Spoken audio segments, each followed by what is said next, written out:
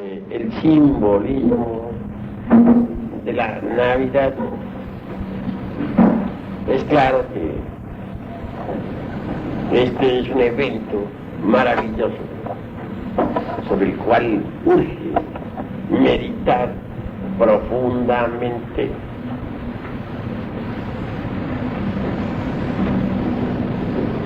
El sol cada año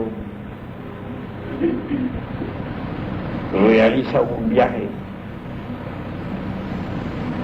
elíptico que comienza desde el 25 de diciembre en adelante.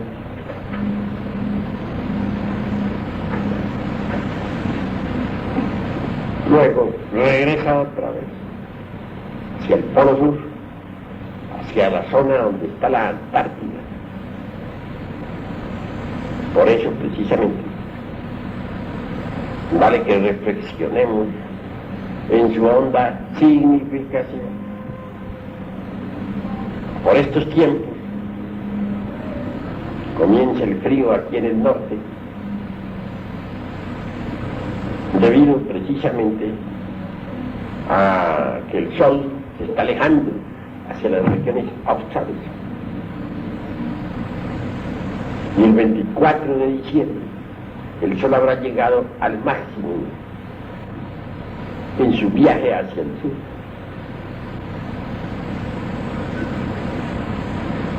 Si no fuera porque el sol avanza hacia el norte desde el 25 de diciembre en adelante, moriríamos de frío. La tierra entera se convertiría en una mole de hielo y perecería realmente toda criatura, todo aquello que tenga vida. Así pues, bien vale la pena que reflexionemos en el acontecimiento de Navidad. El Cristo Sol debe avanzar para darnos su vida. Y en el equinoccio de la primavera se crucifica en la tierra. Entonces se madura la uva y el trigo. Es precisamente en la primavera cuando debe el Señor pasar por su vida, pasión, muerte, para luego resucitar. La Semana Santa es en primavera. El sol físico no es más que un símbolo del sol espiritual, del Cristo Sol.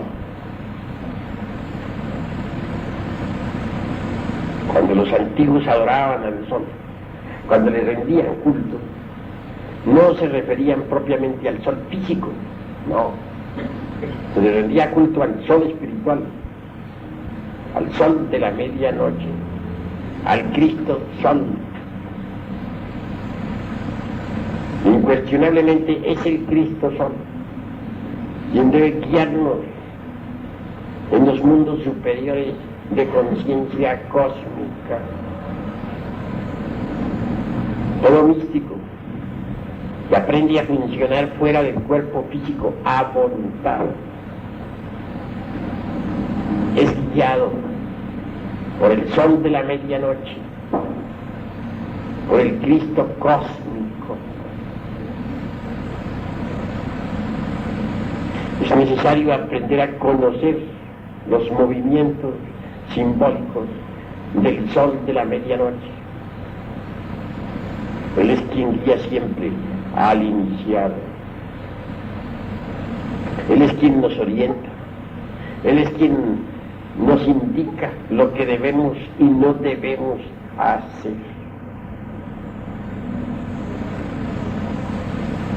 Estoy hablando, pues, en el sentido esotérico más profundo, teniendo en cuenta que todo iniciado sabe salir del cuerpo físico a voluntad, que eso de no saber salir a voluntad, eso es propio de principiantes o de gentes que hasta ahora están dando los primeros pasos en estos estudios.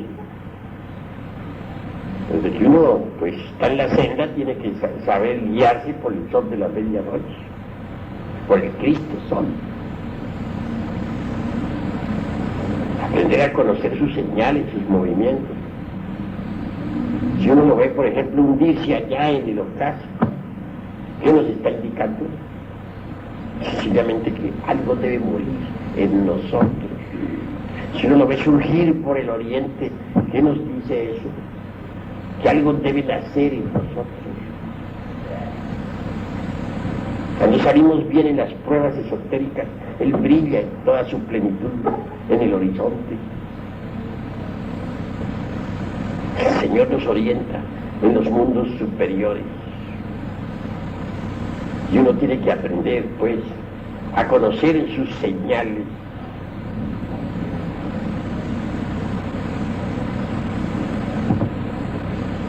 Dupuy y muchos otros han estudiado el maravilloso acontecimiento de Navidad. No hay duda, y eso lo reconoce Dupuy, de que todas las religiones de la antigüedad celebraron la Navidad. Así como el sol físico avanza hacia el norte para dar vida a toda la creación, así también el sol de la medianoche, el sol del Espíritu, el Cristo Sol, nos da vida si nosotros aprendemos a cumplir con sus mandamientos.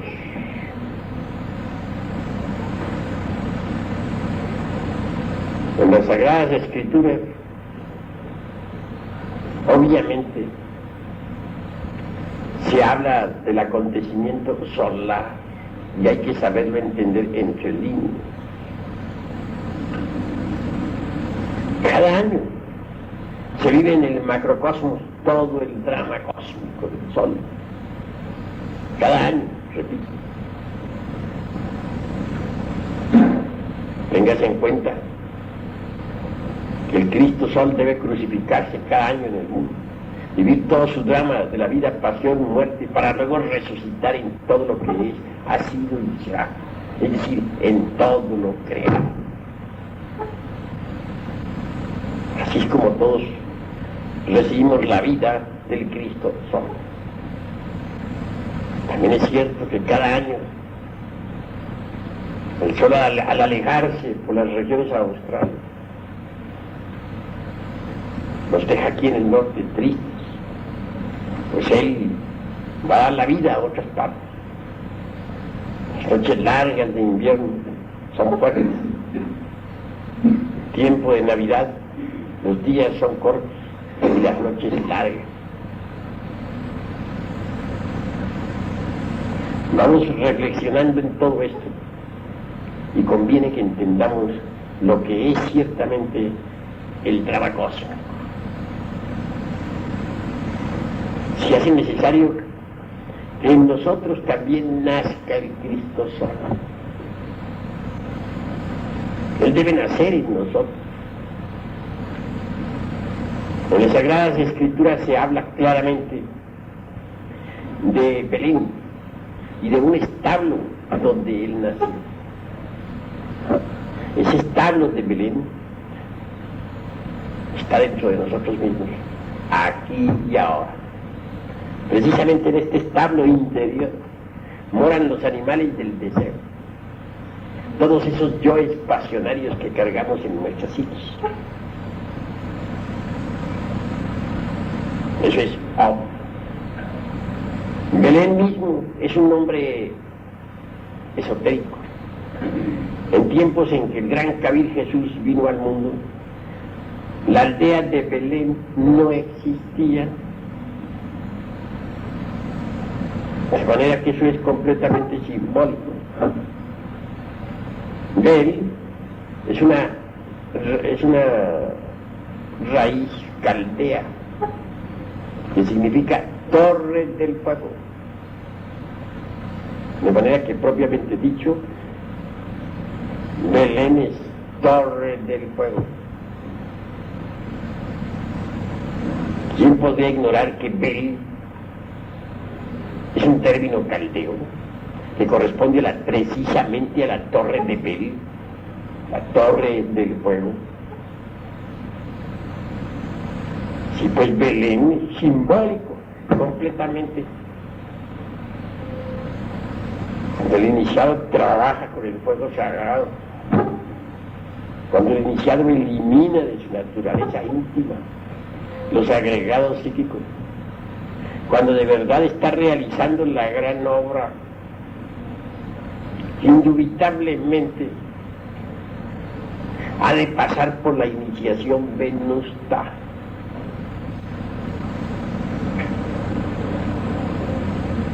El descenso del Cristo al corazón del hombre es un acontecimiento cósmico, humano, de gran trascendencia.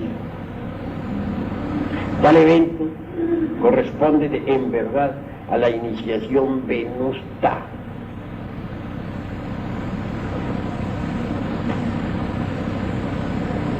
Desafortunadamente, no se ha entendido realmente lo que es el Cristo. Muchos suponen que el Cristo exclusivamente fue Jesús de Nazaret, y están equivocados. Jesús de Nazaret como hombre, o mejor dijéramos, Yeshua ben Pandirá, como hombre, recibió la iniciación venusta, lo encarnó. Mas él no es el único que haya recibido tal iniciación.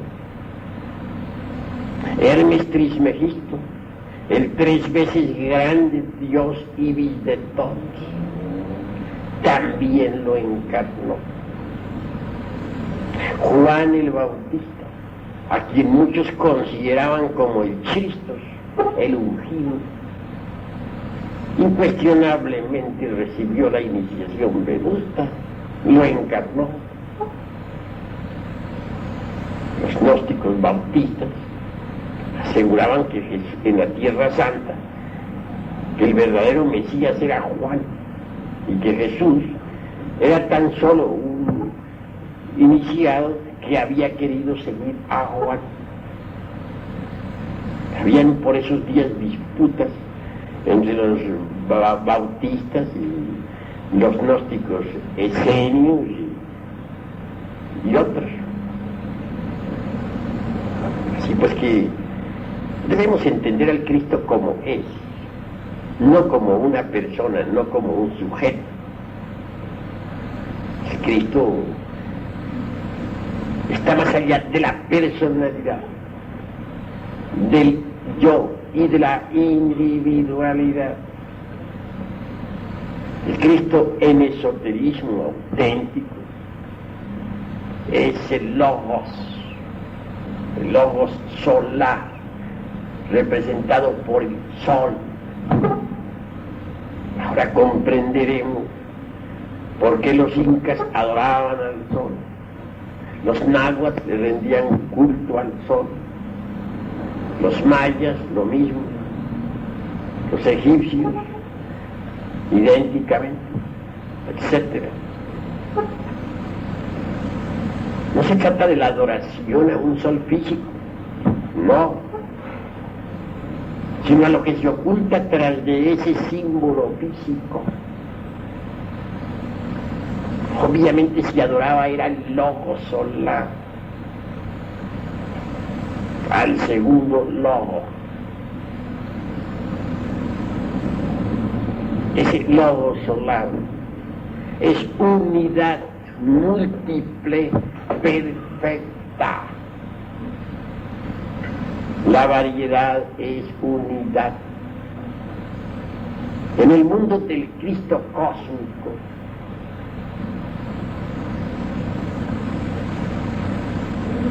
la individualidad separada no existe.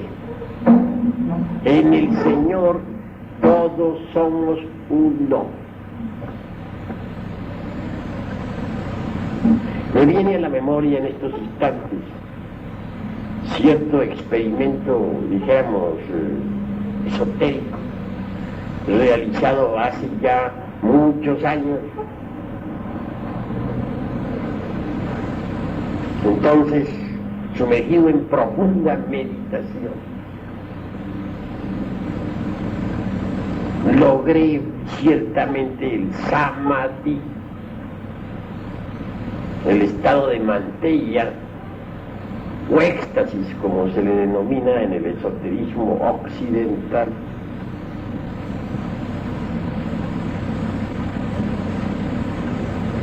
Deseaba yo por aquella época saber algo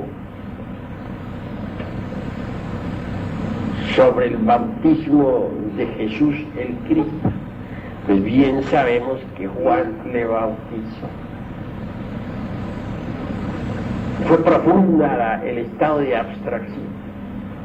Logré el perfecto dharana, o sea, concentración, el dhyana, dhyani, meditación, y al fin conseguí el samadhi.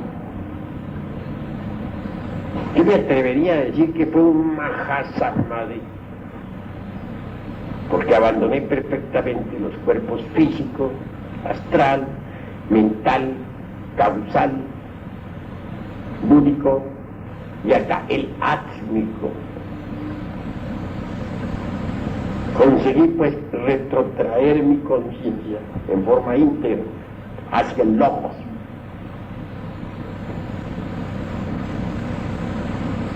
Así pues, en ese estado logoico, como un dragón de sabiduría,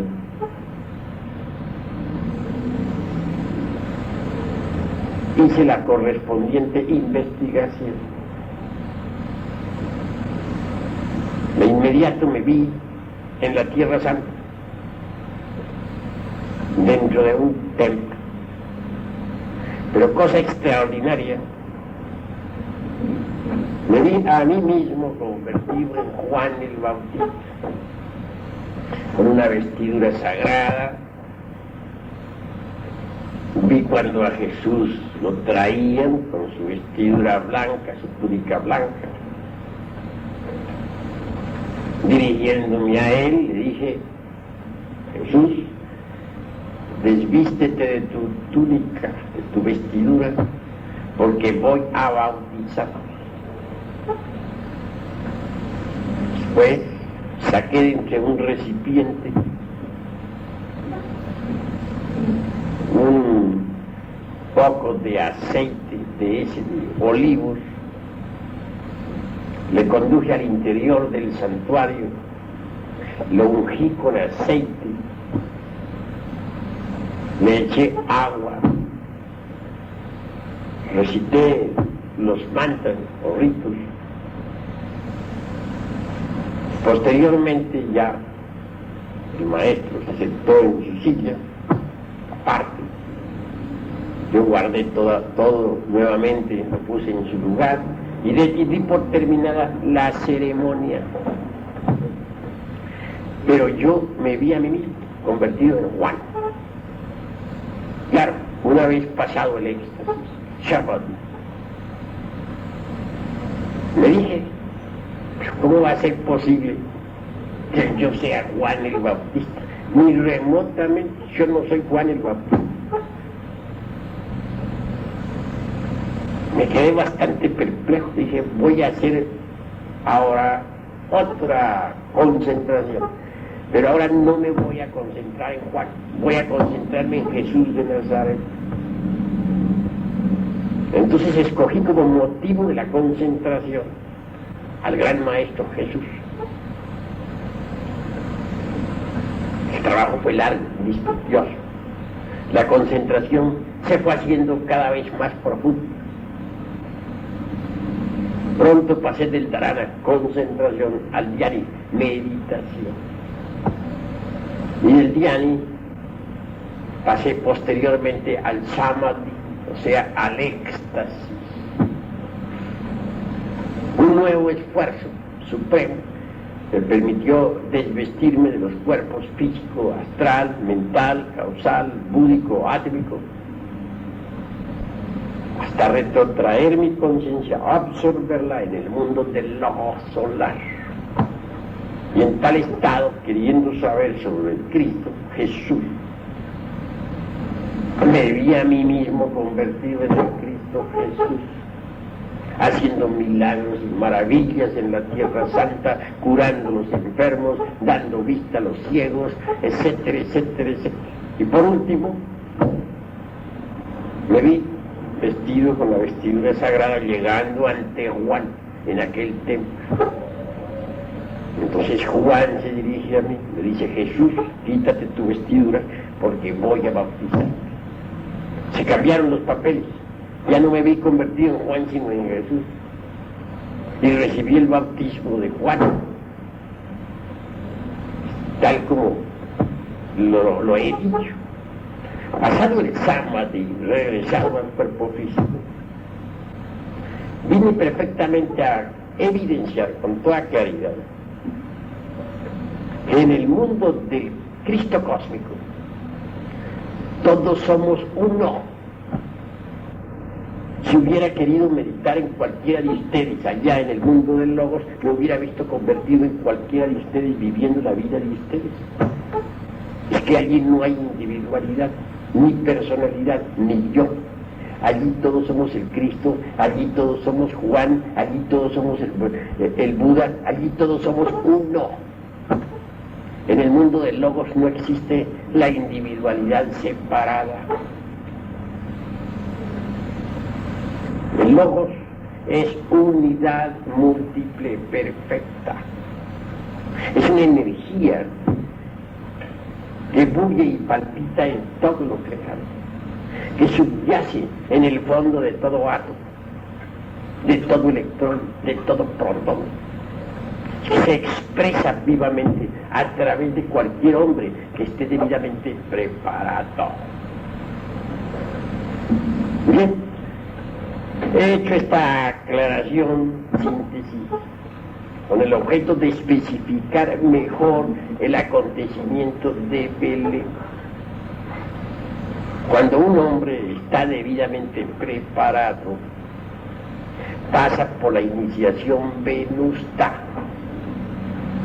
pero debe estar debidamente preparado, claro. Y en la iniciación venusta consigue la encarnación del Cristo cósmico en sí mismo, dentro de su propia naturaleza. Inútilmente habría nacido Jesús en Belén si no naciera en nuestro corazón también. Inútilmente habría muerto y resucitado en la Tierra Santa si no muere y resucita en nosotros también. Esa es la naturaleza del Salvator salvante. El Cristo íntimo debe salvarnos, pero salvarnos desde adentro, a todos nosotros. Quienes aguardan la venida de Jesús de Nazaret para un remoto futuro están equivocados. El Cristo debe venir ahora desde adentro. La segunda venida del Señor es desde adentro, desde el fondo mismo de la conciencia. Por eso está escrito lo que Él dijo: si oyereis que a alguien diciendo en la plaza pública está el Cristo, no creáis. Y si os dijeren está allí en el templo predicando, no creáis. Porque es que el Señor no vendrá esta vez desde afuera, sino desde adentro. Vendrá desde el fondo mismo de nuestro corazón, si nosotros nos preparamos. Pablo lo aclara diciendo: de su virtud tomamos todos gracia por gracia. Entonces, hay documentación. Si uno se estudia cuidadosamente a Pablo de Tarso, veremos que rara vez alude él al Cristo histórico. Cada vez que Pablo de Tarso habla sobre Jesucristo, se refiere al Jesucristo interior, al Jesucristo íntimo, que debe surgir desde el fondo de nuestro espíritu, de nuestra alma. En tanto un hombre no lo haya encarnado, puede decirse que posee la vida eterna. Solo Él puede sacar a nuestra alma del Hades. Solo Él puede verdaderamente darnos vida y dárnosla en abundancia. Así pues, debemos ser menos dogmáticos y aprender a pensar en el Cristo íntimo. Eso es grandioso. Todo el simbolismo relacionado con el nacimiento de Jesús es alquimista y cabalista. Se dice que 3 reyes magos vinieron a adorarle, guiados por una estrella. Ese pedazo no se podría entender francamente si no se supiera alquimia, porque es alquimista. ¿Cuál es esa estrella? ¿Cuáles son esos reyes magos? Yo les digo a ustedes que esa estrella no es otra que la del sello de Salomón, la estrella de 6 puntas, símbolo del logo solar. Obviamente el triángulo superior representa a qué, representa el azufre, es decir, el fuego. ¿Y el inferior qué representa en alquimia? El mercurio, el agua. ¿Pero a qué clase de agua se refieren los alquimistas? Dicen ellos, al agua que no moja, al húmedo radical metálico.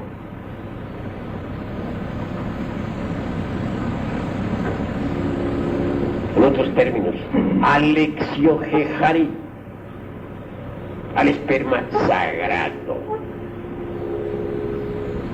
Indubitablemente mediante la transmutación de las secreciones sexuales se elabora esa agua extraordinaria. Las aguas puras de Amrita, el mercurio de la filosofía secreta. Bien vale la pena que nosotros meditemos en el sello de Salomón. Ahí tienen ustedes el triángulo superior, representación vívida del azufre, y el inferior, representación vívida del mercurio. Quiere decir que el fuego sagrado, el fuego del Espíritu Santo, debe en nosotros fecundar a la materia caótica para que surja la vida. Debe fecundar al mercurio de la filosofía secreta. Indubitablemente resulta un poco difícil entender la cuestión de la estrella de Belén si no apelamos al sello de Salomón y a la alquimia. Repito, el mercurio es la alma metálica del esperma sagrado. El azufre es el fuego sagrado del Kundalini en el ser humano. Entendido eso, podemos aclarar algo más. Debe el azufre fecundar al mercurio. Que con el mercurio fecundado por el azufre, podemos fabricar los cuerpos existenciales superiores del ser. De manera que si no entendiéramos esto, no entenderíamos tampoco el sello de Salomón, ni la estrella pues que apareció a los reyes magos. Aquí tenemos para mejor explicación los 3 mercurios. Primero, esto es lo que los alquimistas denominan azogue en bruto, o sea, el esperma sagrado propiamente dicho. Este segundo mercurio es precisamente el alma metálica del primero. Mediante la transmutación del esperma se convierte esta en energía. A esa energía sexual se le denomina alma metálica del esperma. Y la tercera es la más importante. Es precisamente el famoso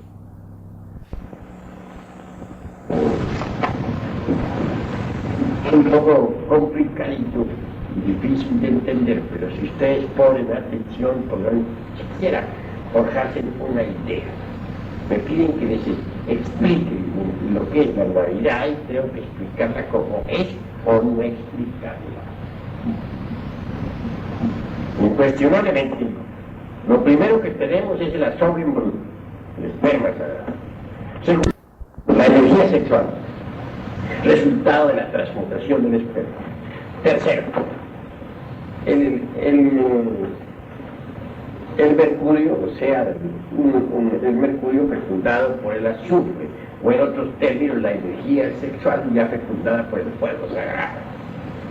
Mezcla pues de energía y fuego que sube por la espina dorsal para llevarnos a la autorrealización íntima del ser. Este tercer mercurio es el arché de los griegos. De manera que en el arché hay sal, hay azufre, hay mercurio. Eso es obvio. Allá arriba en el macrocosmos, la nebulosa, por ejemplo, está compuesta de sal, azufre, mercurio. Ahí hay arché. Eso es el arché de los griegos.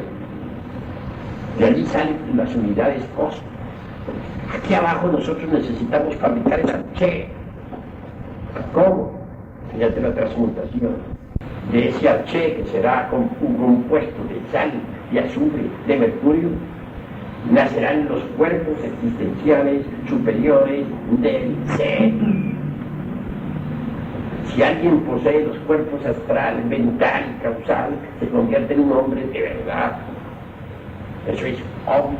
Y recibe sus principios anímicos y espirituales.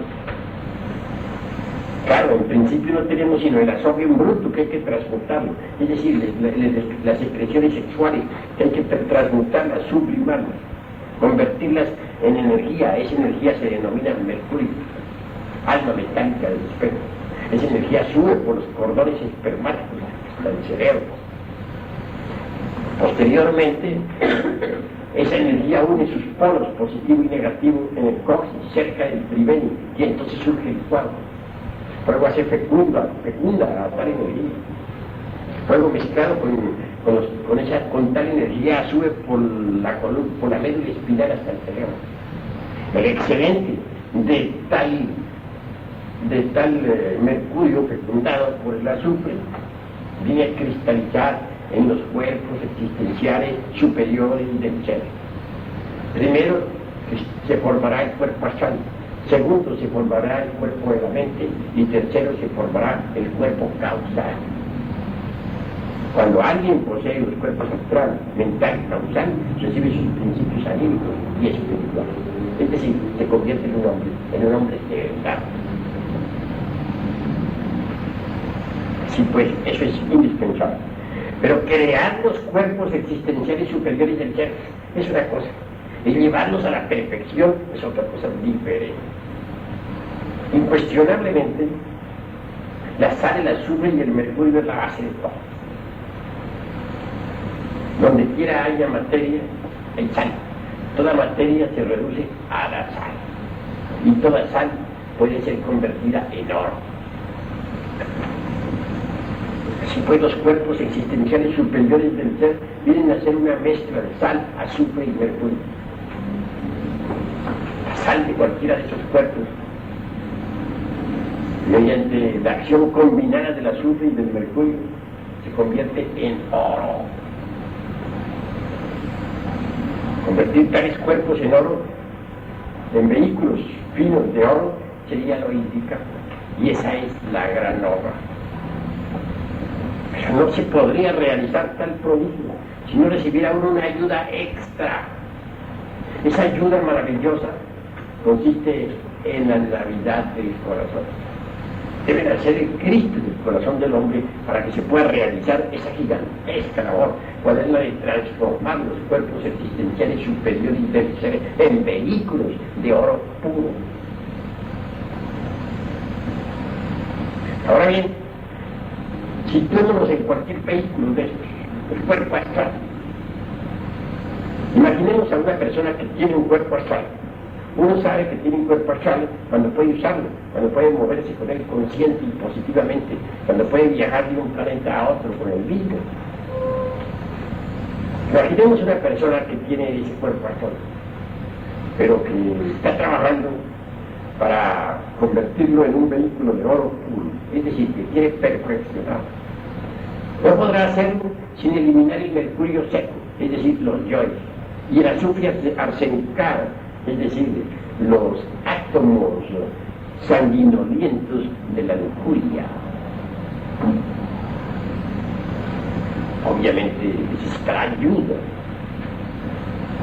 Si consigue eliminar el mercurio seco, el azufre arsenicado o azufre venenoso, entonces su cuerpo astral se convertirá en un vehículo de oro.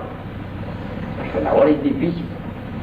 Afortunadamente el Cristo íntimo interviene y ayuda a eliminar todo ese mercurio seco y ese azufre venenoso o arsenicado. Y al fin, como resultado de su trabajo, el vehículo se convierte en un cuerpo de oro. Mas antes de convertirse el cuerpo astral en un vehículo de oro precioso, forzosamente tendrá que pasar por varias etapas. La primera está simbolizada por el color negro, por el cuervo negro, dado por Saturno. ¿Por qué? Porque el iniciado habrá de entrar en un franco trabajo de muerte. Tendrá que eliminar, destruir, desintegrar todos los elementos inhumanos que lleva en su cuerpo. Y eso es muerte, por uno. Hasta conseguir el color blanco, que es fundamental.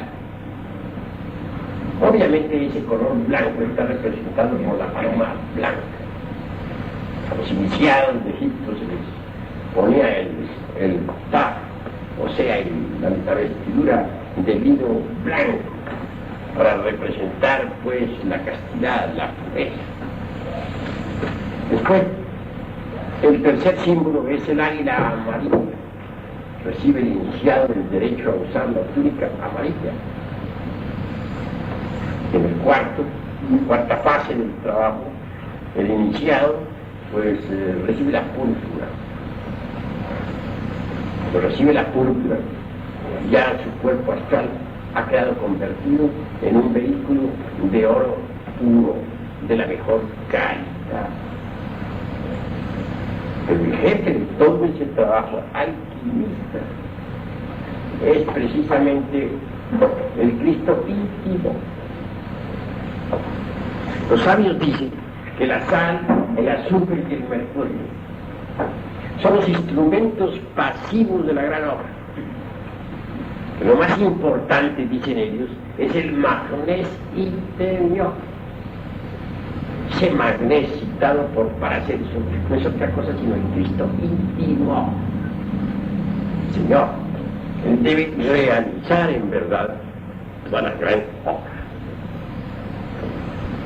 He citado como ejemplo el cuerpo astral, pero idéntica labor hay que hacer con cada uno de los cuerpos existenciales superiores del ser.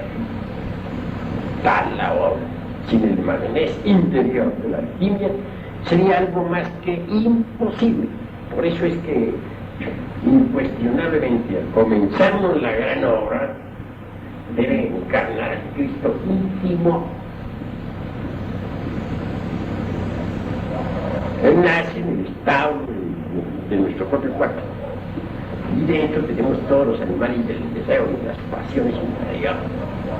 Él tiene que crecer, desarrollarse a través del ascenso de los grados, convertirse en un hombre entre los hombres, se cargan de todos nuestros procesos mentales, volitivos, sexuales, emocionales, etcétera, etcétera, etcétera. Pasar como un cualquiera entre cualquiera. Siendo el Cristo un ser tan perfecto que no es pecador, sin embargo tiene que vivir como pecador entre pecadores, desconocido entre los desconocidos. Esa es la cruda realidad de los seres. Pero va creciendo, se va desarrollando. A medida que va eliminando en sí mismo los elementos indeseables que llevamos dentro. Es tanta su integración con nosotros mismos, se echa toda la responsabilidad sobre sus hombros. Se ha convertido en un pecador como nosotros, siendo que él no es pecador. Sintiendo en carne y hueso las tentaciones, viviendo como cualquiera. Y así poco a poco, a medida que va eliminando los elementos indeseables de nuestro sentido, no como algo ajeno, sino como propio de él, se va desarrollando y desenvolviendo en el interior de sí mismo. Eso es precisamente lo maravilloso. Si no fuera así, sería imposible pues realizar la gran forma. Es el que tiene que eliminar todo ese mercurio seco y todo ese azufre venenoso para que los cuerpos existenciales superiores del ser puedan convertirse en vehículos de oro fino, oro de la mejor calidad. Claro está. Los tres reyes magos que vinieron a adorar al niño representan los colores de la gran obra. El primer color es el negro. Cuando estamos perfeccionando un cuerpo, repito, está simbolizado eso con el cuerpo negro de la muerte. Es la obra de Saturno, simbolizada por aquel rey mago de color negro. Entonces estamos pasando por una muerte, la muerte de todos nuestros deseos y pasiones, etcétera, etcétera, en el mundo astral. La paloma blanca sigue después, es decir, el momento en que ya habiendo desintegrado todos los dioses del mundo astral, tenemos el derecho a usar la túnica de lino blanco, la túnica del Ptah egipcio, o la túnica de Isis. Claro que está representada, como dije, por la paloma blanca. Es el segundo de los reyes, el rey blanco. Se ha avanzado mucho hacia la perfección del cuerpo, parecería el cuerpo, el color amarillo, en el mismo, y el derecho a usar la túnica amarilla. Es entonces cuando aparece el águila amarilla. Esto nos recuerda al tercero de los reyes magos, el de raza amarilla. Por último, la corona de la obra es la púrpura. Cuando un cuerpo, sea el astral, el mental, el causal, etc., ya es de oro puro, se recibe la púrpura de los reyes, porque se ha triunfado. Es la púrpura que todos los tres reyes magos, como reyes, llevan sobre sus hombros. De manera que ven ustedes que los tres reyes magos no son, como muchos creen, tres personas. No, señor, son los colores fundamentales de la gran obra. Y el Jesucristo es íntimo y de adentro. Jesús en hebreo es Yeshua, y Yeshua es Salvador.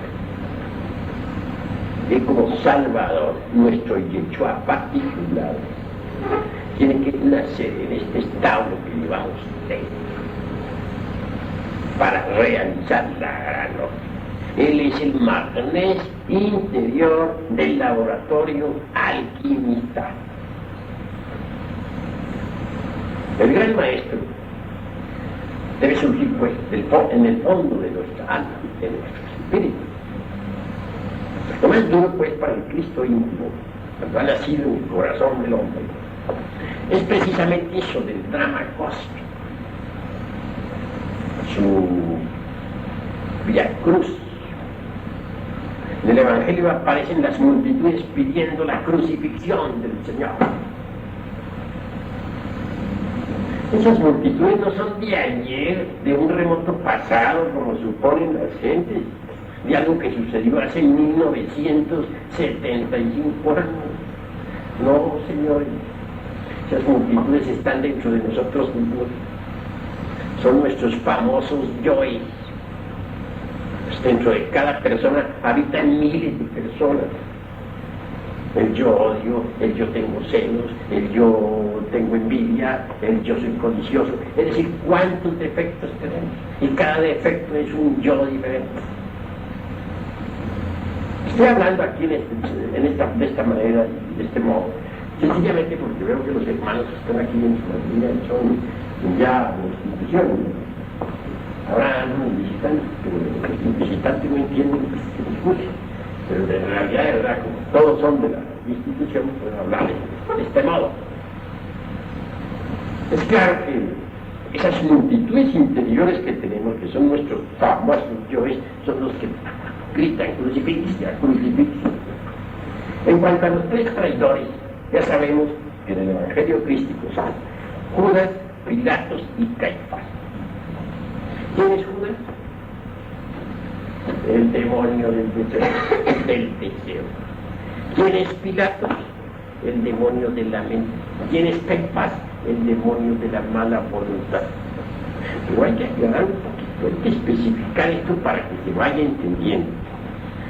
Judas, el demonio del deseo, cambia al Cristo íntimo por 30 monedas de plata. 3 más 0, 3. Esa es la adición cabalística.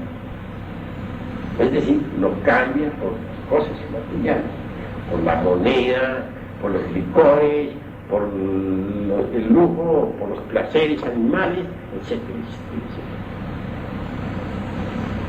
Lo vende. En cuanto a Pilatos, es el demonio de la mente. Ese siempre se lava las manos, nunca tiene la culpa, jamás. Para todo encuentra una evasiva, una justificación. Jamás se siente culpable. Realmente todo defecto psicológico que nosotros poseemos en nuestro interior, vivimos siempre justificados. Jamás nos creemos culpables. Hay personas que me lo han dicho a mí: Señor, yo creo que soy una persona buena, yo no mato, yo no robo, yo soy caritativo, yo no soy envidioso. Es decir, dechados de virtud, perfectos, según ellos. Y no, digo yo, ante tanta perfección, goodbye. De manera que miremos las cosas como son en su crudo realismo. Ese Pilato siempre se lava las manos, nunca se considera culpable. Y en cuanto a Caifás, yo francamente considero que es el más perverso de todos. Piensen ustedes en lo que es Caifás. Cristo íntimo nombra muchas veces a un sacerdote, a un maestro, a un iniciado, para que guíe a sus ovejas, para que las apaciente. Le entregue el mando y lo pone al frente de una congregación. Y el tal sacerdote, o el tal maestro, etcétera, o el iniciado, en vez de guiar a su pueblo sabiamente, vende los sacramentos, prostituye el altar, fornica con las devotas, etcétera, etcétera, etcétera. Conclusión: atraiciona al Cristo. Eso hace Caifás. Doloroso eso, ¿verdad? Horrible, es una traición de lo más sucia que hay. Y no hay duda, son muchas las religiones que en el mundo se han prostituido. Son muchos los sacerdotes que han traicionado al Cristo. No me refiero a tal o cual secta, no. Todas las religiones del mundo. Inclusive pues, grupos esotéricos dirigidos por verdaderos iniciados. Sino estos iniciados muchas veces traidores, han traicionado al Cristo vivo. Todo eso es doloroso, infinitamente doloroso. Caifás pues es de lo más sucio que hay. Estos tres traidores llevan al Cristo íntimo pues a su suplicio. Piensen por un momento al Cristo íntimo en el fondo de cada uno de ustedes, al dueño de todos sus procesos mentales y emocionales, luchando por salvarlo a cualquiera de ustedes, sufriendo horriblemente sus propios yoes de ustedes, protestando contra él, blasfemando, poniéndole la corona de espinas, azotándolo. Bueno, esa es la cruda realidad de los hechos, el drama cósmico vivido internamente. Al fin el Señor tiene íntimo subir al Calvario, eso es obvio.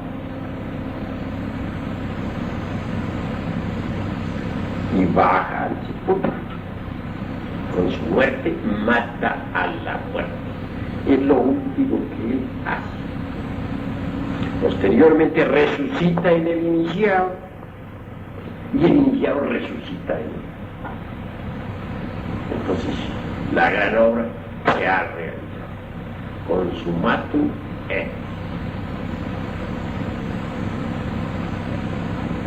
Así han surgido a través de los siglos maestros resurrectos. Pensemos en Hermes Trismegisto. Pensemos en un Moria, gran maestro de la fuerza en el siglo. Pensemos en el conde Cagliostro, quien todavía vive, o en San Germán, y en el año 1939 visitara a Europa otra vez. Este San Germán trabajó activamente durante los siglos XVII, XVIII, XIX, etc. Sin embargo, físicamente sigue existiendo. Es un maestro resurrecto. ¿Por qué son resurrectos los maestros? Porque gracias al Cristo íntimo lograron ellos la resurrección. De manera que sin el Cristo íntimo, la resurrección no sería posible. Aquellos que suponen que por el solo hecho de morirse físicamente una persona ya tiene derecho a la resurrección de los muertos, pues son en verdad gentes dignas de compasión.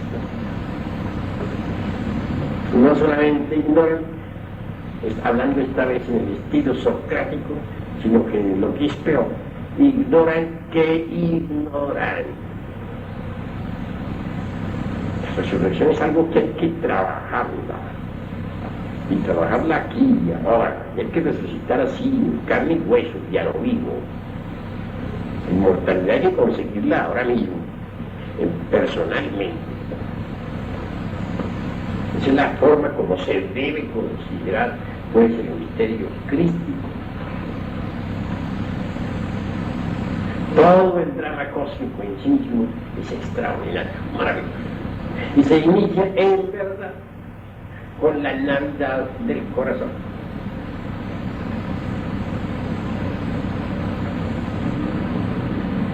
Lo que continúa después en relación con el drama, formidable, que tiene que huir a Egipto, que Herodes manda matar a todos los niños y él tiene que huir. Entonces todo eso es simbólico, completamente simbólico. Se dice que Jesús, que José, que María, por ahí en un evangelio apócrifo, hubieron de huir a Egipto y que entonces permanecieron varios días viviendo debajo de una higuera. Esa higuera de que de esa higuera salía un manantial de agua purísima. Pues hay que entender. Esa higuera representa siempre al sexo, que se alimentaban de los frutos de esa higuera. Son de los frutos del árbol de la ciencia del bien y del mal. El agua que corría purísima, que salía de esa higuera, es nada menos que el mercurio de la filosofía secreta. Cuanto al degollamiento de los inocentes, mucho se ha escrito sobre eso. Nicolás Flamel dejó grabado, pues, en las puertas allá del cementerio de Pali, dramas, o digo, escenas sobre el degollamiento de los inocentes. ¿Pero qué es esto del degollamiento de los inocentes? Simbólico también y alquimista. Todo iniciado tiene que pasar por el degollamiento. ¿Pero qué es lo que tiene que degollar en uno el Cristo íntimo?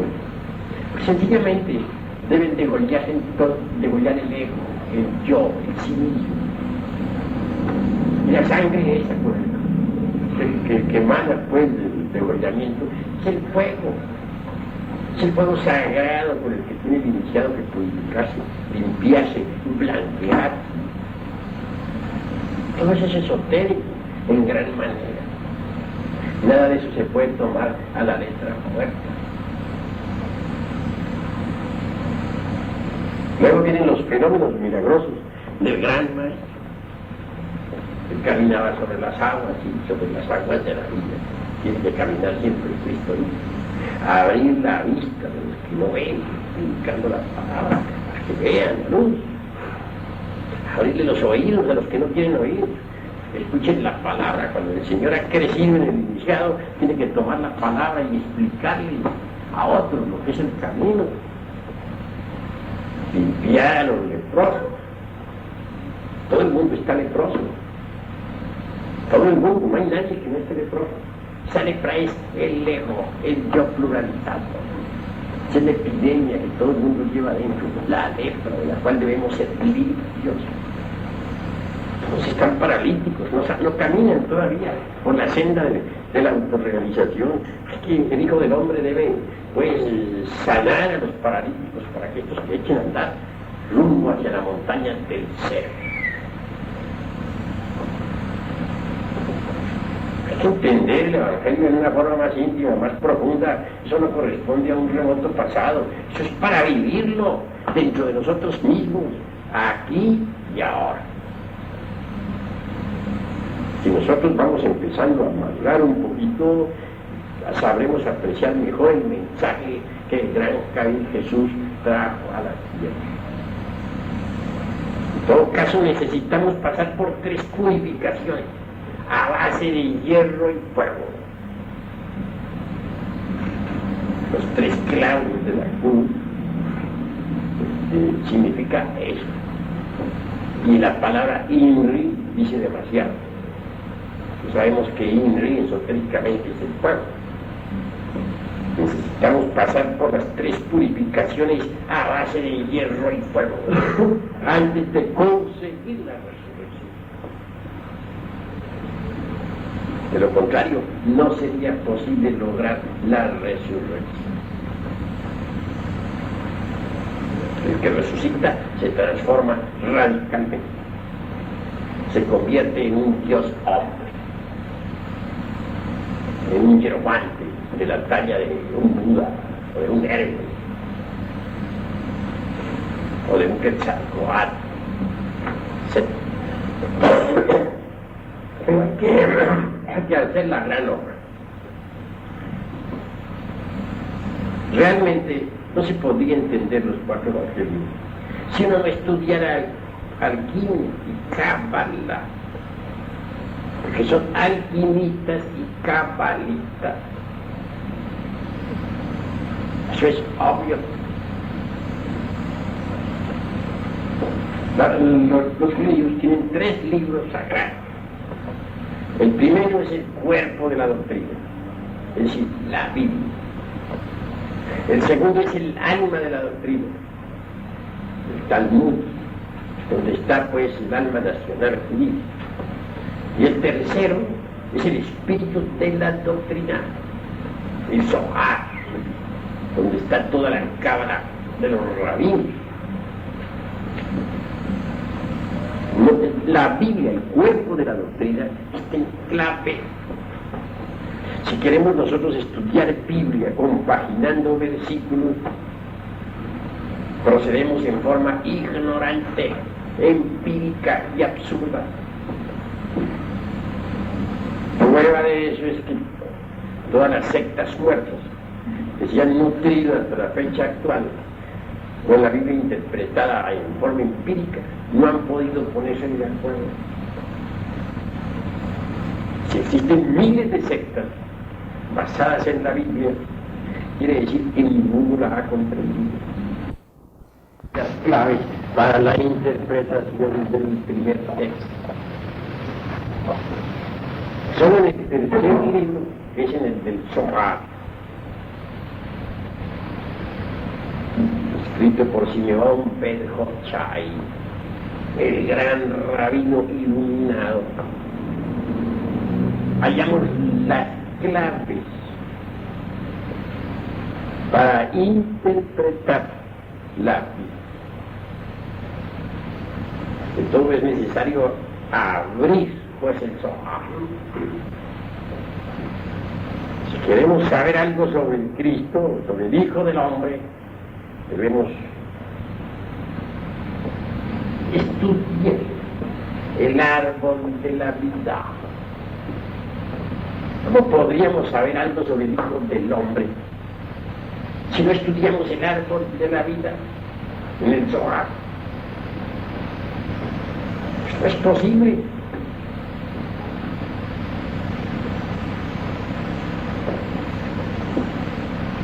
Cuando uno estudia el árbol de la vida, tiene que ahondar en los 10 sefirotes de la cábala hebraica.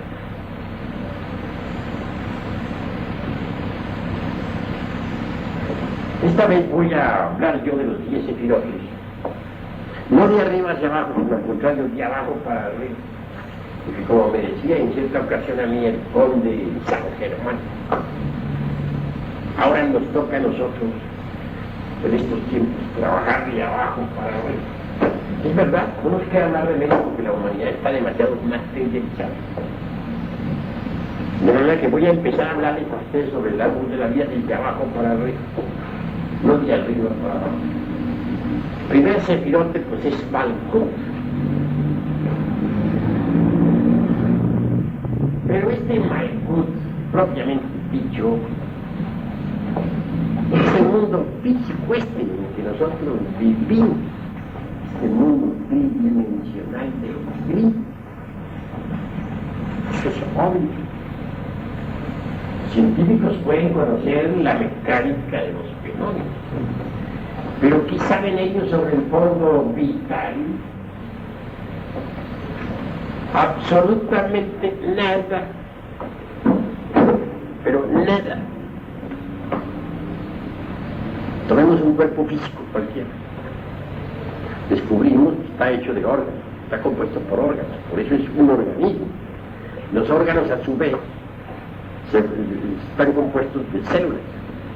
Las células por moléculas, las moléculas de átomos. Son en el tercer libro, que es en el del Zohar, escrito por Simeón ben Jochai, el gran rabino iluminado. Hallamos las claves para interpretar la Biblia. Entonces es necesario abrir pues el Zohar. Si queremos saber algo sobre el Cristo, sobre el Hijo del Hombre, debemos estudiar el árbol de la vida. ¿Cómo podríamos saber algo sobre el Hijo del Hombre si no estudiamos el árbol de la vida en el Zohar? Pues no es posible.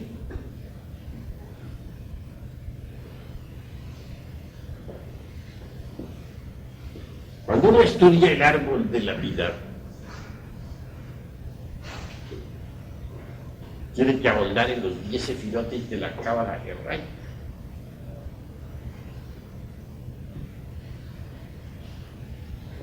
Esta vez voy a hablar yo de los 10 sefirotes, no de arriba hacia abajo, sino al contrario, de abajo para arriba. Porque como me decía en cierta ocasión a mí el conde San Germán, ahora nos toca a nosotros, en estos tiempos, trabajar de abajo para arriba. Es verdad, no nos queda hablar de menos porque la humanidad está demasiado materializada.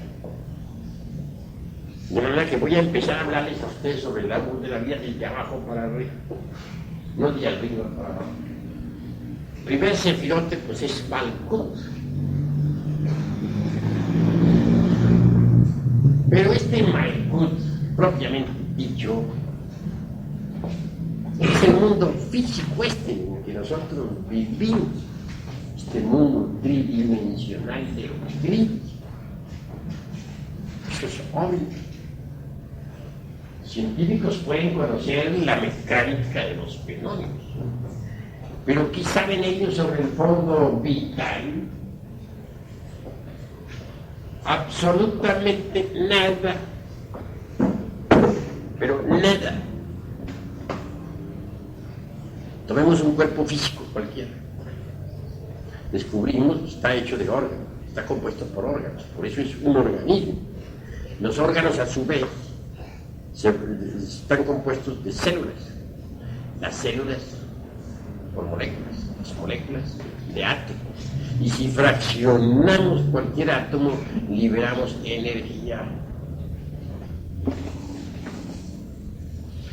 Los científicos pueden jugar, dijéramos, con la biomecánica de los fenómenos, pero no pueden crear vida. Imposible. Si nosotros ponemos sobre la mesa de un laboratorio las sustancias químicas con las que están compuestos los gametos masculino y femenino, es decir, zoospermos y óvulos, y le decimos a los científicos que fabriquen tales gametos, no niego que puedan hacerlos, fabricarlos. Es posible que con poderosos microscopios los hagan, pero lo que sí estamos absolutamente seguros es de que jamás van ellos con esos gametos artificiales a crear un organismo humano. Se han creado cohetes que viajan a la luna, aviones supersónicos que han roto la barrera del sonido, pero no han sido los científicos capaces de crear una simple semilla vegetal artificial con posibilidades de germinación. Don Alfonso Herrera, el gran sabio mexicano, aquel que creara la teoría de la plasmogenia, fabricó la célula artificial, pero fue una célula que nunca tuvo vida, una célula muerta. Se pueden pasar semillas, por ejemplo, de café de una tierra a otra tierra, correcto. También se puede pasar semilla de una persona a otra persona, hacer, dijéramos, inseminaciones artificiales. Todo eso es posible. Pero se está jugando ahí con lo que la naturaleza hizo. Porque vamos a ver si son capaces los científicos de fabricar esas semillas con posibilidades de convertirse en algo vivo. Eso nunca se ha visto, jamás se verá. Conclusión: la vida es algo diferente. El organismo humano necesita de un mesus formativus, como lo dijera don Emmanuel Kant, el filósofo de Königsberg, para su sostenimiento. Ese tal mesus formativus es el cuerpo vital o lingam sarira de los indostales, el asiento vital de la célula viva, el yesod de la cábala hebraica. Así como nuestro cuerpo físico tiene para su mantenimiento, su sostenimiento, su conservación, su cuerpo vital, así también lo tienen las plantas, cualquier organismo que tenga vida, y en general lo tiene todo el planeta Tierra. De manera que todo el mundo terráqueo tiene su propia vitalidad, su fundamento vital, su yesod. En ese yesod del mundo terráqueo está la vida del mundo, de nuestro mundo.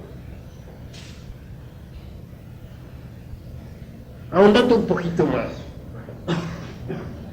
podríamos escuchar nosotros la cuestión de la quinta coordenada. Obviamente, más allá del mundo vital, existe el mundo astral. En el mundo astral viven los desencarnados después de que abandonan el cuerpo físico. En el mundo astral encontramos a las columnas de ángeles y de demonios. El mago puede aprender a trabajar en el mundo astral, si esa es su voluntad. Nosotros enseñamos sistemas mediante los cuales es posible entrar en el mundo astral a voluntad. Ese mundo astral es precisamente el Jod cabalístico.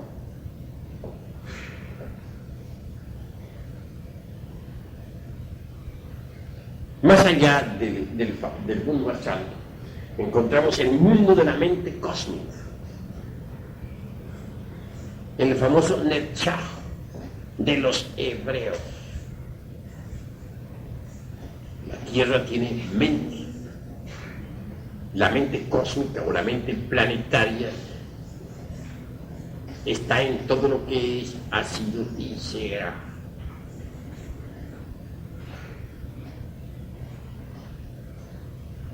Nuestra propia mente es una fracción de la mente planetaria. Eso es obvio. Que a esa mente planetaria o mundo mental se le denomine Netzach, nada tiene de raro. Es cuestión de nombres. Pero el mundo de la mente ha sido ampliamente estudiado por todas las escuelas de regeneración.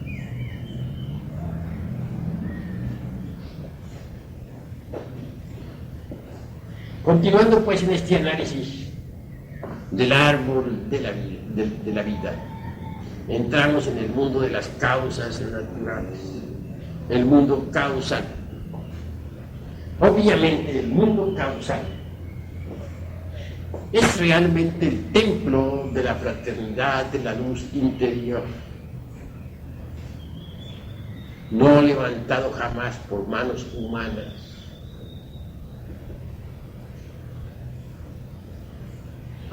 En el mundo causal encontramos nosotros las distintas corrientes de causación cósmica. Todo efecto tiene su causa, toda causa su efecto. Toda causa se transforma en efecto y el efecto a su vez se convierte en causa de un nuevo efecto. Así pues, las causas y los efectos están debidamente encadenados. En el mundo causal propiamente dicho, está ese principio del hombre conocido como alma humana. Sería denominado Tiferet. Y esto es bastante interesante. El alma humana en sí es masculina. El alma espiritual es femenina. Pero en el mundo de Tiferet encontramos al alma humana, lo que tenemos de humano. Cuando el Cristo viene a darnos ayuda, el Cristo íntimo, obviamente habrá pues de surgir en nosotros desde Tiferet, es decir, en el mundo causal, puesto que en el mundo causal están las causas de nuestros errores, y Él tiene que eliminar las causas de nuestros errores. Para que el Cristo cósmico pueda nacer en nosotros, se necesita que se humanice, pues Él es una fuerza cósmica universal, latente en todo átomo del infinito. Para que se humanice, habrá de penetrar en el vientre de la divina madre Kundalini. ¿Quién es él? ¿Cómo podría entenderse eso? Pues dentro de nosotros está nuestro Padre que está en secreto. También está nuestra divina madre Kundalini. Al desdoblarse, pues, el eterno masculino divino en el eterno femenino, surge la madre divina. Ella recibe en su vientre al Logos cuando él desciende de su elevada escuela y nace de ella. Por eso es que se dice de ella que es virgen antes del parto, en el parto y después del parto. Y es de ella que debe nacer ese niño, Jesús, ese Jesucristo íntimo, o Yeshua particular, que ha de venir a salvar. Él surge pues en el alma humana. Cuando alguien recibe la iniciación de Tiferet, él viene pues a expresarse en el alma humana, en el mundo causal. Surge de hecho desde allí, para poder eliminar las causas de los errores que están allí.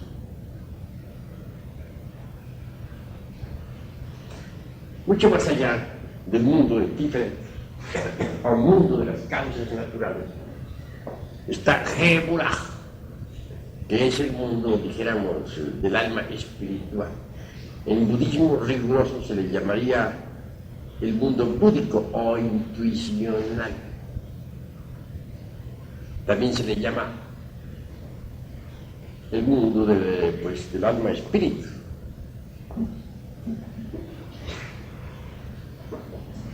¿Qué es pues el budismo?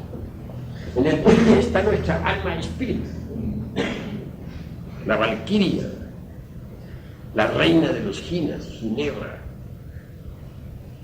aquella que a Lanzarote escanciara el vino entre las copas delicias de Sucra y de Manti.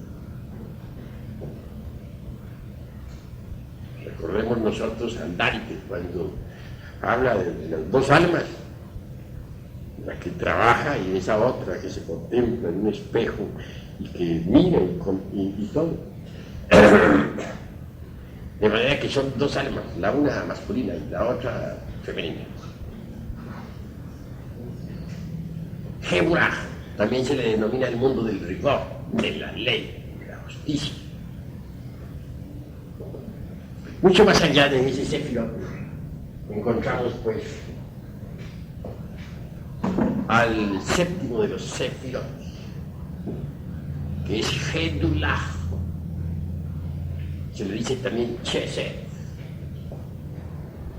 Este Chesed es el mundo del íntimo, el mundo de Atman, el Nefab. El testamento de la sabiduría antigua dice: antes de que la falsa aurora apareciera sobre la tierra, aquellos que sobrevivieron al huracán y a la tormenta alabaron al íntimo, y a ellos se les aparecieron los heraldos de la aurora. El íntimo es Atman, el Nefab, Chesed. Así pues, estos 7 Sefiros son, dijéramos, la manifestación. Mucho más allá de estos 7 Sefiros inferiores, vienen los Sefiros superiores. Binah, ¿pero qué es Binah? Binah es el Espíritu Santo. Sí, el Espíritu Santo. En cada uno de ellos. El mundo del Espíritu Santo es formidable, maravilloso, extraordinario. Y más allá del mundo del Espíritu Santo está el mundo del Chomaj, o sea, el mundo del Logo, del Cristo Cosmo. Y muchísimo más allá está el mundo del Ketes, o sea, el mundo del anciano de los días. Nuestro Padre que está en secreto. Cada uno de nosotros tiene su Padre particular, individual. Hay tantos padres en el cielo cuanto gentes en la tierra, y aún más. Cada uno de nosotros tiene el suyo. Obviamente, nadie será capaz de ver al Padre y de platicar cara a cara sin morir. Es decir, primero tiene que morir el ego, no el cuerpo, sino el ego, para tener luego la dicha de ver al Padre y de platicar con Él frente a frente. De lo contrario, no sería posible. O por lo menos que si no ha alcanzado todavía el iniciado a morir totalmente, por lo menos que haya muerto si quiere un 90%, para poder tener la dicha de ver al Padre y de platicar con Él cara a cara, personalmente. Él es la bondad de las verdades, lo oculto de lo oculto, la misericordia de las misericordias. Sí, pues, este es el árbol de la vida, los 10 sefirotes de la cábala hebraica. El Hijo del Hombre está en el sefirot de Tiferet. Ahí es donde está el Hijo del Hombre. Si miramos al Tiferet, vemos que es el quinto de los sefirotes. Es decir, está entre la mitad de los sefirotes de arriba y de los de abajo.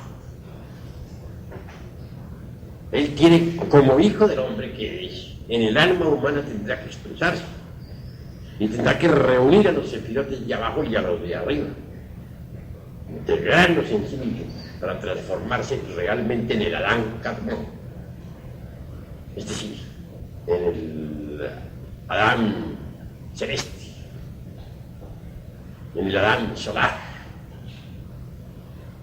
Cuando eso se haga, estaremos perfectos, convertidos en dioses terriblemente divinos, más allá del bien y del mal. Pero si en el Cristo le viene a manifestarse el Tiferet, no sería posible llegar a tan tremendas alturas.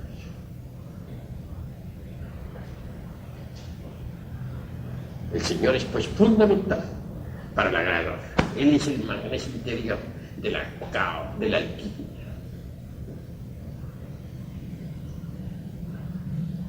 Comprendiendo pues el árbol de la vida, sabemos lo que es también el Hijo del Hombre, tal como figura en la Biblia.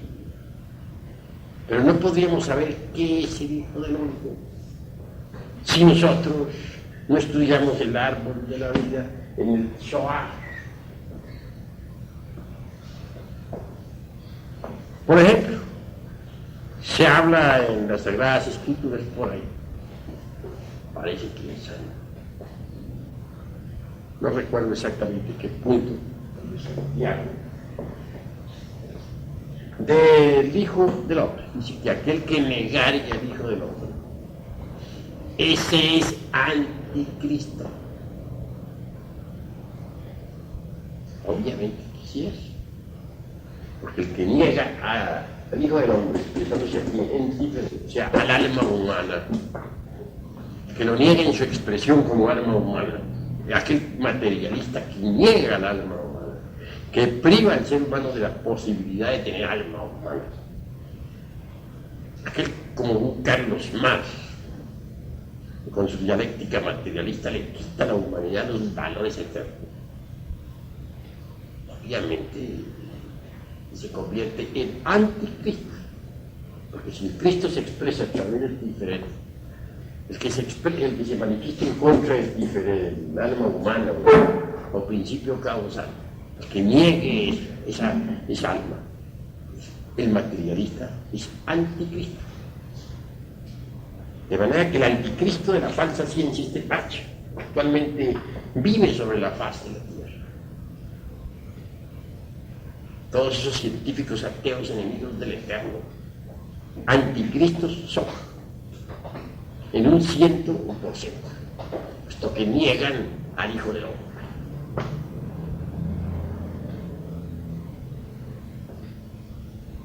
Reflexionemos en toda esta cuestión, mis queridos hermanos, para que vayamos entendiendo lo que es el Cristo íntimo y la Navidad del corazón.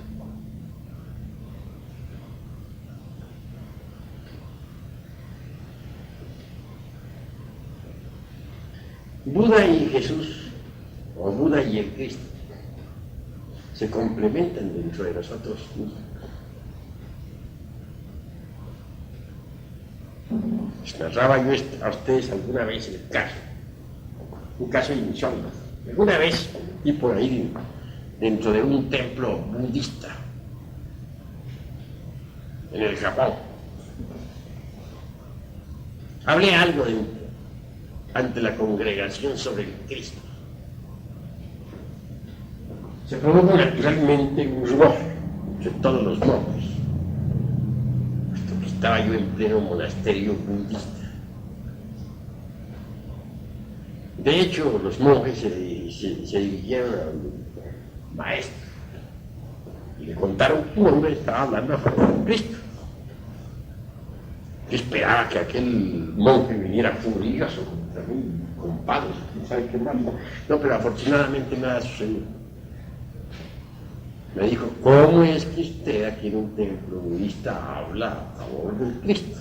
Explique. Entonces le respondo, con el profundo respeto que esta congregación merece.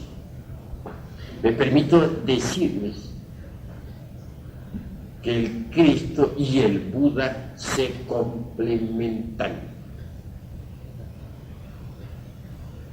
Entonces bien, por asombro, y aquel maestro asintió así y dijo, así es, Cristo y Buda se complementan. Y lo afirmó ante todos los monjes. Luego me habló con un koan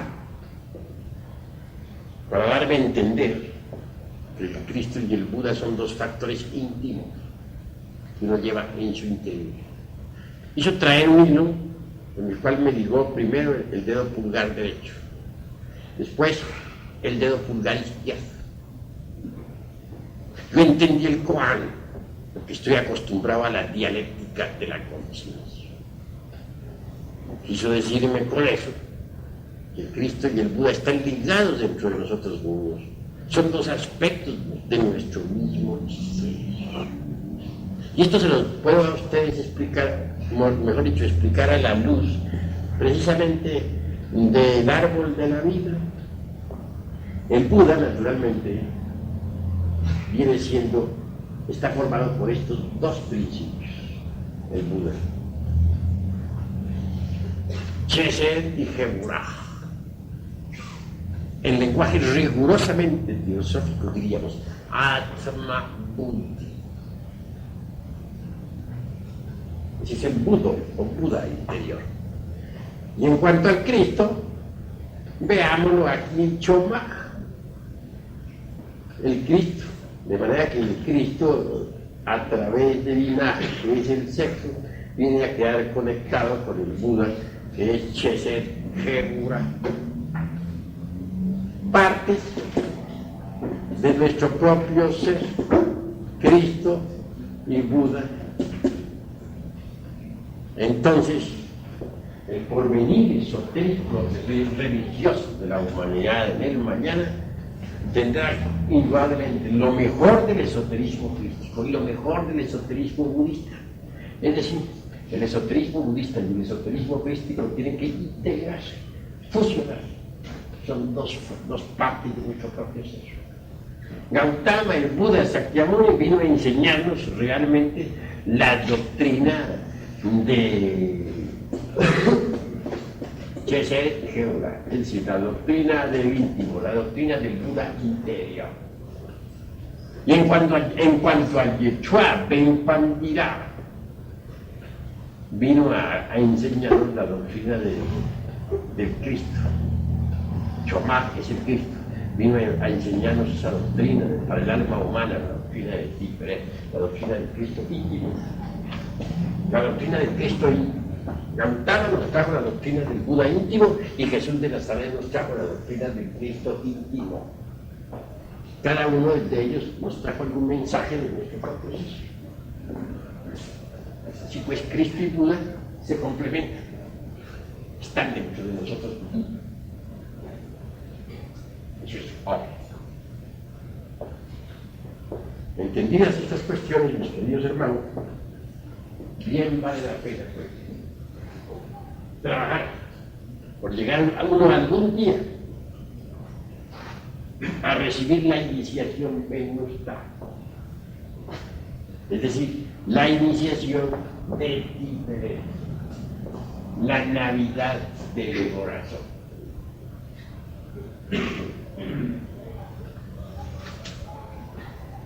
Ahora me voy a limitar a contestar preguntas. Cada uno de ustedes puede preguntar con la más entera libertad. Lo que no hayan entendido, pregunten y yo les voy a explicar. A ver. ¿Por qué sentirías un centésimo? ¿Un qué? Un centésimo. Un centésimo. Viene siendo que uno tengo función. Pues la gente le suma y resta tanto, ¿no? Pero realmente si coge el centésimo 1 más 0, le da 1. El nombre del eterno Dios viviente, el desconocido. Obviamente, no podemos nosotros representar al Dios de Gotember. Hay dos unidades. La primera es la unidad inmanifestada. La llamaríamos nosotros así.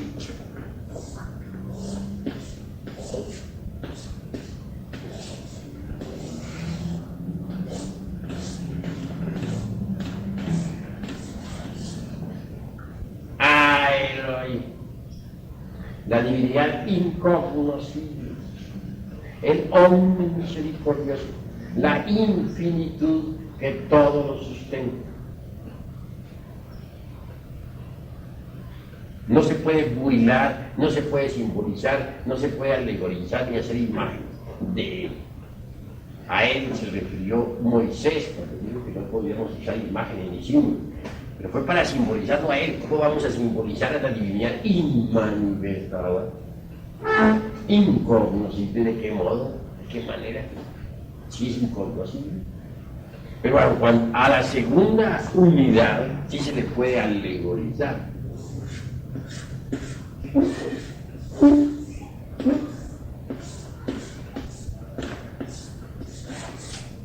Elohim es la segunda unidad.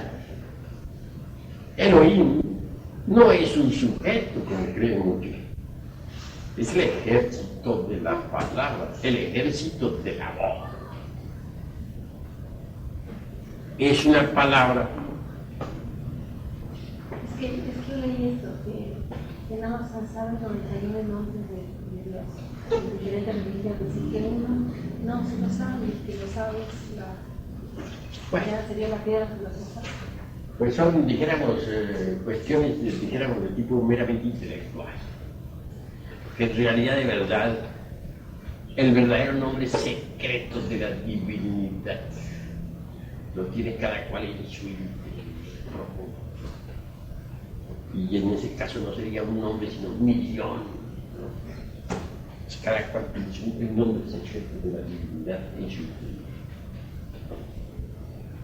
Porque Dios hay que buscarlo dentro de nuestro interior. Por ejemplo, mi nombre interior profundo, Samael Aumbeor. Lo uso, y es el único que uso. Un nombre profano no lo uso. ¿Por qué? Porque el nombre de quien está cumpliendo la misión, o quien está entregando las enseñanzas a la humanidad, es mi Dios interior profundo. Luego es el que tiene el derecho pues, a firmar los libros con su nombre, no mi persona, nada. A Elohim es el incognoscible, Elohim, el ejército de la palabra. Está bien, pero Elohim en sí mismo es una palabra pluralizada. Es una palabra, dijéramos, masculina, femenina pluralizada con un terminal en masculino. Significa diosas y dioses. Una religión sin diosas, por ejemplo, es una religión que está a mitad del ateísmo materialista, puesto que ha suprimido la mitad de la divinidad. Diosas y dioses. Eso significa Elohim, o mejor dijéramos Elohim, porque la H se pronuncia como J. Estos Elohim tienen, como quiera que tienen sus dos principios, su alma espiritual, que es femenina, y su alma humana, que es masculina, son divinos andróginos, son diosas y dioses a la vez. El ejército de la creación, el demiurgo arquitecto. Bien. Y en cuanto a Elohim es diferente. A Elohim es el innominado. Pero todo lo que surge, lo que viene a la existencia, surge de Elohim, o sea, la unidad creadora. Y surge por conjugación definitiva del azufre y del mercurio. Por eso se dice que el sol es su padre, que la luna es su madre, que el viento le llevó en su vientre y que la tierra fue su nodriza. Bien, de manera que entonces distingamos entre Elohim y Elohim. En el mundo de Elohim, cada cual tiene su nombre esotérico. Y Elohim, o sea, el ejército de la palabra, al fin, al llegar a la noche cósmica, tendrá que absorberse en el seno del eterno Padre Cósmico. Elohim. ¿Hay alguna otra pregunta? El absoluto crea la dualidad. ¿Cómo se crea ahí la Trinidad? Bueno, el absoluto en sí mismo, o sea, Elohim, el eterno Padre Cósmico común, no es el que viene a crear la dualidad. No digamos que él no medita en la creación de un cosmos. Puede meditar hasta ahí. Pero quien ya viene a crear la dualidad es la segunda unidad, Elohim, o la unidad manifestada. La crea, dijéramos, por conjugación del azufre y del mercurio. Entonces, del azufre y del mercurio devienen todo lo que es así dimensional. Ese azufre y mercurio en sí mismo ya es la dualidad. Creada naturalmente de la segunda unidad, no de la primera unidad.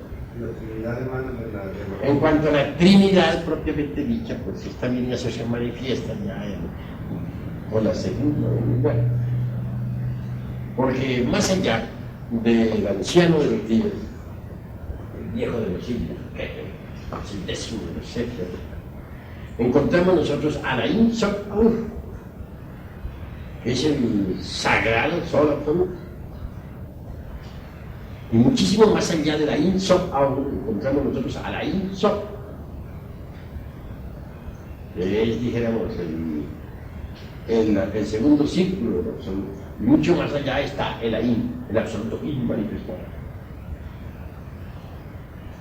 Pero realmente, lo que hay más allá de ahí, lo que se esconde tras ahí, o sea, el eterno Padre Cósmico, no podría jamás crear la Trinidad, ¿no? Durante la manifestación de la Ein Sof, de la Ein se viene el desdoblamiento en la Ein Sof Aur, y luego, en la Ein Sof y luego en la Ein Sof Aur. Entonces aparece el sagrado sol absoluto. Y del sagrado sol absoluto emana el santísimo Okidanoj, omnipresente, omnipenetrante, omnisciente. El santísimo Okidanoj es también mencionado por la Blavatsky con el nombre del gran aliento. Del gran aliento a su vez surge la Trinidad, el santo Triamatzikamno, O sea, el santo afirmar, el santo negar y el santo conciliar. El Santísimo Oquidano, aunque penetre en los mundos, no queda involucrado en los mismos. Y para poder crear, tiene que desdoblarse los tres elementos fundamentales, que son el santo afirmar, el santo negar y el santo conciliar. Así es como surge la Trinidad, Keter, Jehová y Linaje, Padre, Hijo y Espíritu Santo, positivo, negativo, ¿no? Pero esa Trinidad emana del Santísimo Oquidano. El Santísimo Oquidano emana del Sagrado Sol Absoluto. No emana directamente de la unidad inmanifestada, sino de la unidad ya manifestada. Así hay que entender. ¿Alguna otra pregunta, hermano? A ver.